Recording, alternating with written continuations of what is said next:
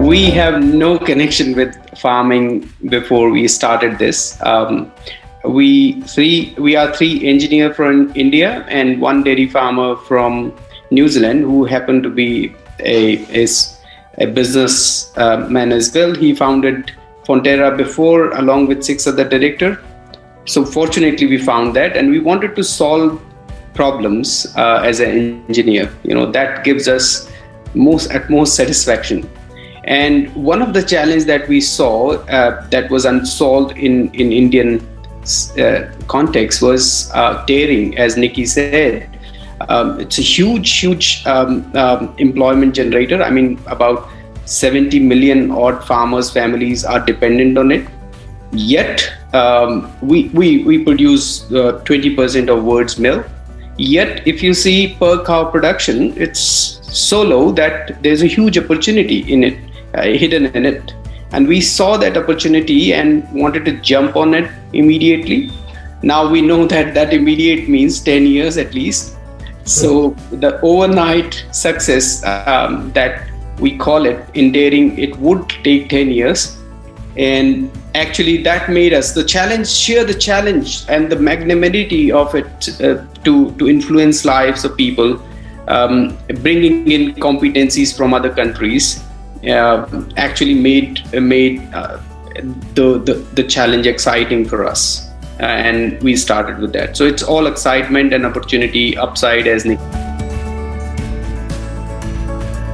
We learned our subject on our way through. And first thing is to understand the environment that we are working on, and in interaction of your environment with the system. And if I have to define dairy system, it is made up of three components, breed, feed, and hygiene. And all of these have different meaning as environment changes. But fortunately, in our environment, we have chosen to both of the dairy breed that we have. We have HF and we have Jerseys, and we are breeding them. And the first thing that we have to foresee as a challenge was the institutional ignorance, which actually hit us. People said you can't cross Jersey and HF, and first few years we were figuring out whether to breed them or not to breed them. We were convinced within ourselves that HF Jersey crosses, a smaller cow, would be the answer for India. And for a long time we were seeking advices, solutions, but we found none. And at the end, our experience actually led us where we are today. So breed is one of the major component of your success, and to be able to understand that you need human resource, across the board, you need human resource that can perceive, that can back themselves, and that have self-confidence to take those decisions which you need to take early on in your farming venture. The next thing is feed, and feed is not only nutrition, but it is also a component that goes in the animal health. How best you can manage your feed. Possibly you can reduce your medical bills or reproduction and the effort that you put. And we carefully carve the feed around the kind of herd that we have. And now these variables, these are some of the variables that we name very frequently, but to understand them in a situation or an environment, you need a lot of exposure, experience, or in a way, a lot of burning of money, as we did initially. So, and metabolic disease as a bad feed can trigger, a bad feed can trigger lameness, and we never knew this in the cows. It can badly affect the udder health. We never knew this, and we had to learn all this through. And in an Indian environment, because Earl being here was like blind leading blind. We never knew anything about dairy, and he never knew anything about India, that how to proceed in an environment where the major feed component or nutrition is coming from brown stuff, which is concentrate. And we really have to enforce a feed regime which is contrary to what was being followed in our region. And the third stuff is hygiene. And hygiene doesn't only mean that you take care of milk well, but it's also mean that how you take care of your entire environment so that it doesn't impact the animal health. And the first thing that it will impact is possibly the udder health, followed by reproduction, followed by other disease. And one of the disease that we fought very well, I would say, and we had to fight that disease ourselves, was brucellosis. And we had no idea because there was no information at that point in time.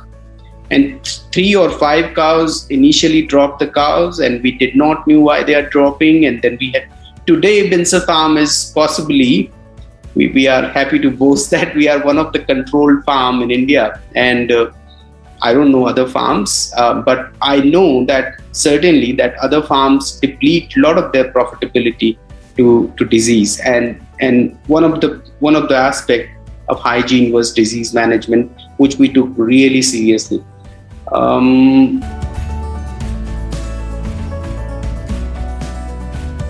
HR is across the board. You need to bring them on the same page. You need to back yourself, because there's no institutional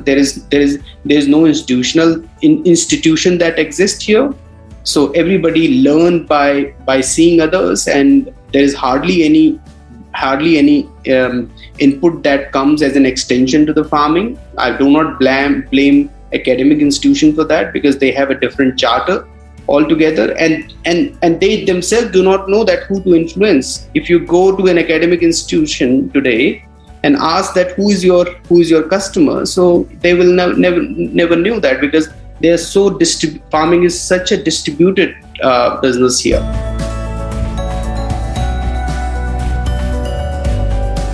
See, you need to understand the context that we are working in.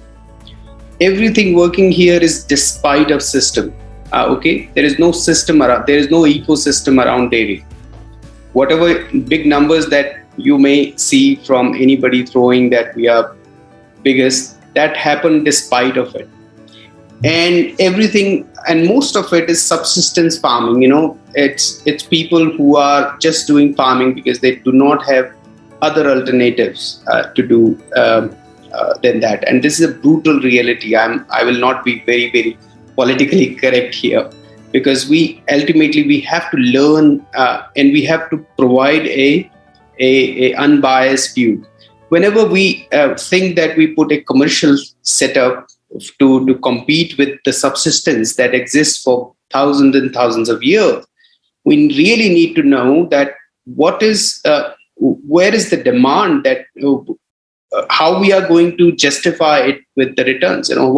If you suddenly start, if you put all these money, everything in a commercial scale, and you start competing with a subsistence farming system, then possibly sooner or later you will not be able to compete with that, because they are not counting for the lifestyle, they are not counting for the insurances, they are not counting for the several other things that we believe that a dignified life should have. So it's very, very difficult to how to crack this entire thing. Got to work on demand simultaneously. Demand generation. You can't just work on quality, and that's what Binsar Farm also did. Soon we realized that we will never be able to sustain our strides or sustain our pioneering effort unless we have a market that can appreciate it. And fortunately, we were near to Delhi, and we could able to send milk directly to consumers. And like Sada Farm, we have largest consumer base in the farm fresh category. So so I don't deny anything that Nikki said. Those are the valid point toward the supply side of it. But then you really got to work innovatively and enterprisingly, that how you are going to sustain for so long. Now it's 8-9 years now, and this year we'll be printing tax paid profit. So can you sustain for so long, or are you sizing your business accordingly? I'll be very upfront, even though it is a public forum. I'll be very upfront that please size your options and opportunity accordingly, because we have done that mistake, and we had to backfill for our mistakes through capital. So you got to know that what you're sizing this business for, and what kind of return that you are, and what is the optimum output that you can expect from your dairy or from your venture. So all those things, not only from the technical aspect, which is obviously lacking, and as I said in the beginning, everything is despite of system. You got to build that system as well for yourself, but also need to find home for your milk at the end of the day. So those are some of the things that I would like to say. And this is a challenging proposition. And in the same country, we have same composition milk selling for 17 rupees and 34 rupees. And it's almost double. There's a difference of double. So as Nikki said, despite we have supply chain revolution across India, the price is not same. So how can I answer that? Or any farmer can answer that. If the difference of procurement of milk is double, we are in Punjab, we are procuring at 36. In Maharashtra, at this moment, possibly the same composition is being sold for 24 rupees or less. So it's very difficult for entire to say that, to release a statement for entire country. But yes, if and with that, you realize that there is no say farmer has in it, because if farmer was governing the price, if his opportunity cost was being taken care, then entire country would have the same price or same farm gate price for the cooperative, which is not happening. So it's a opportunity which is getting utilized, and under that is a big exploitation scheme, I would say. I may sound bit passive to you in it, but that is the reality. And we need to maximize profit for farmers, or at least make it level playing field. Price means nothing. I was doing another discussion, and price means nothing. If you tell me a one price point, then I can adjust my inputs and my parameters accordingly. But that doesn't remain the same across India, and therefore it is very difficult to size one solution for entire India, and that is the problem. We do not have a predictable benchmark solution. You can't export competency from north to south, south to north, west to east, or east to north, because at the end of the day, commodity get priced at different level, and that is the big challenge. I think the better question would be that, are we selecting right animal for right area? Yeah. We wanted to have, very late in the process we found out that the breed selection or the animal size selection has a very good the feed available in your area is a function to what you select as an animal size, because the cow that works very well in Punjab or maybe in Bangalore may not work in Haryana, because we do not have the same platter of feed component in your cost reduction. And because we were precisely building our herd from 50 cows, we grew our herd to 400 cows. We knew this in the process, and we deciphered this in this long journey. Obviously, when you are putting a commercial farm, you do not have that much time and want to have a single source somewhere. But this is one of the most difficult question, that should you buy a cow that is yielding certain liter with a certain weight profile, or should you buy other cows which is yielding possibly less or more with a different weight profile? The environment around you should be calibrated first. Farmers are